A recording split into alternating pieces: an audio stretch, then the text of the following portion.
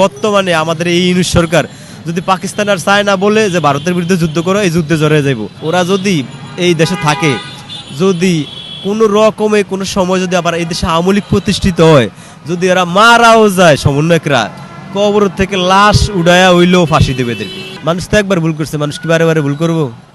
মানুষ সমন্বয়ক ডাকে আবার আইব, এই ডাকায় মানুষ কি এত পাগল? বর্তমান দেশে যেই সাম্প্রদায়িক দাঙ্গা, মানে যে উগ্রতা, সিরিয়া ইরাকের যে যুদ্ধ, যে গৃহযুদ্ধ, সব কিছুর জন্য দায়ী এই 24 গণঅভ্যুত্থান। যদি আগে আমরা জানতাম যে 24 সালের পরে এরকম কিছু হইব, তাহলে আমরা জীবন অগডাকে সারা দিতাম না, ঠিক আছে? এখন আমরা বুঝছি যে আসলে আমরা কত বড় একটা ভুল করছি। আপনার উন্নয়নের ছোঁয়া লাগছে পুরা ঢাকাতে, বিশেষ করে আপনি মোল্লা কলেজে যান, দেখবেন উন্নয়নের ছোঁয়া লাগছে। আপনার ভার্সিটি ছাত্ররা উর্ফে উন্নয়নের ছোঁয়া লাগছে। আপনার এরা রীতিমতো ফিজিক্যাল এক্সারসাইজ করে বর্তমানে মারামারি করে খুন খারাপি করিয়া। আগে আপনার ছাত্ররা শিক্ষকদেরকে দেখলে ভয় পাইতো, এখন শিক্ষকরা ছাত্রদেরকে দেখলে ভয় করে। এই হইলো আমাদের উন্নয়নের স্টাইল, এই হইলো আমাদের দেশের সংস্কার। আমরা মনে করি সাজানো এবং গোছানো একটা দেশ আছিল বাংলাদেশ। এই দেশটারে যারা ডেস্ট্রয়েড করছেন, ধ্বংস করিয়া দিছে, যদি দেশের আগের জায়গায় না নিতে পারেন, তাহলে কঠিন হিসাব দেওয়া লাগবে আমাদেরকে। ভাবছেন কি সব সমন্বয়ক, সব উপদেষ্টাদেরকে নিয়ে আটলান্টিকের ওই পারে পাড়ি জন্মাইবেন? এত সহজ না, হিসাব দেওয়া লাগবে আমাদেরকে। প্রয়োজনে বাংলাদেশের প্রত্যেকটা এই বর্ডারে সিসি ক্যামেরা লাগানো হবে। একটা সমন্বয়ক, একটা উপদেষ্টাও যেন না ফলাইতে পারে।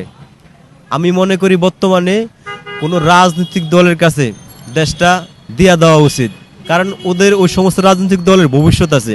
ওরা যদি কোনো অন্যায় করে, ওদের হিসাব দেওয়া লাগবে, জব দেওয়া লাগবে। ওদের দল আছে, সংগঠন আছে, এগো তো দল সংগঠন কিচ্ছু নেই, এরা কি জব দিব? এই জন্য যত তাড়াতাড়ি সম্ভব নির্বাচন দিয়ে এই জায়গার থেকে যাওয়াটাই সবচেয়ে ভালো। আপনি বর্তমানে ওরা করে কি জানেন? আইপিএলের প্লেয়ারের মতো ওরা ওদের দাম বাড়ায়, ঠিক আছে?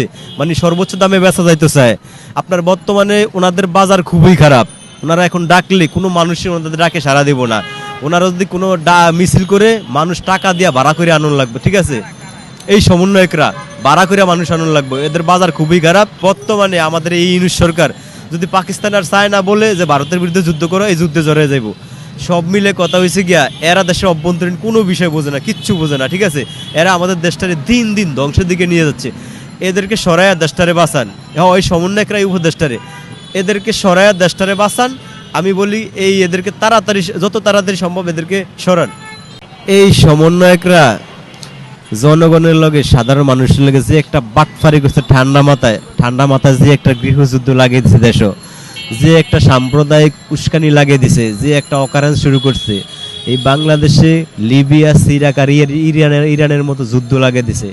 এদের কোনো দিনও নিস্তার হইব না, ঠিক আছে?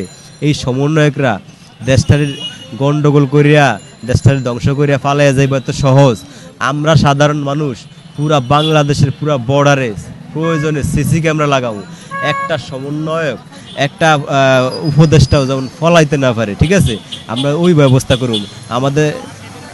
আমাদের একটা সাজানো গোছানো একটা দেশে ধ্বংস করিয়া এরা যাইব এত সহজ? যাইতাম দেব না এদেরকে, ঠিক আছে? এই বেইমানির সাজা দিতেই হবে। ওরা যদি এই দেশে থাকে, যদি কোনো রকমে কোনো সময় যদি আবার এই দেশে আওয়ামী লীগ প্রতিষ্ঠিত হয়, যদি এরা মারাও যায় সমন্বয়করা, কবর থেকে লাশ উড়াইয়া হইলেও ফাঁসি দেবে এদেরকে। স্বাধীনতা অর্জন করা কিন্তু সহজ, কিন্তু স্বাধীনতা রক্ষা করা সবচেয়ে বড় কঠিন। আপনারা স্বাধীন করছেন, কিন্তু রক্ষা করতে পারছেন? আর রক্ষা করা সম্ভব এগো দ্বারা? আপনার দেশে যারা বিশিষ্টজন, যারা গুণী, যারা সুশীল সমাজ, যারা রাষ্ট্র বিষয়ে বোঝে, রাষ্ট্র বিষয়ে এক্সপার্ট, ওরা দেশ চালাইব। আপনি এই যে বাচ্চা, 2-4টা বাচ্চা ছেলে, এদের বড় করে দেশ চালাইবেন, এটা কি মোটো যুক্তিসঙ্গত? এরা দেশের কিছু অভ্যন্তরীণ কিছু বোঝে?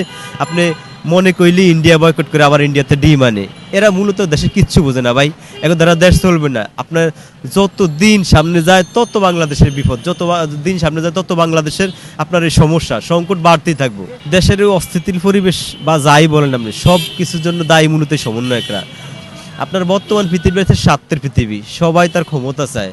এই যে সমন্বয়করা হাজারো মানুষের উপরে দিয়া, অনেক রক্তের উপরে দিয়া ক্ষমতায় বসছে। কেউ চোখ নাই, কেউ আতফাও নাই, ওদের খবর তো নেয় না। আপনার অনেক সমন্বয়ক আছে, এগুলোর বিরুদ্ধে অভিযোগ করে। মানুষ তো একবার ভুল করছে, মানুষ কি বারে বারে ভুল করবো? মানুষ সমন্বয়ক ডাকে আবার আইব, এই ডাকায় মানুষ কি এত পাগল? মানুষ কি, আপনি কি ভাবছেন এই দেশের মানুষ, এই দেশের মানুষ কি পাগল যে সমন্বয়ক ডাক দিলে এই দেশের মানুষ চলে আইব? সব মিলে কথা হয়েছে গিয়া, আমরা যারা এই থার্ড ক্লাসের মানুষ, মানে আম্মু কাছে কিন্তু ওই আগের সরকারই ভালো আছিল। কারণ এই সরকার আগের সরকার চেয়ে ভালো তো দূরের কথা, আগের সরকারের মতো ভালো ওটা করতেই পারে না।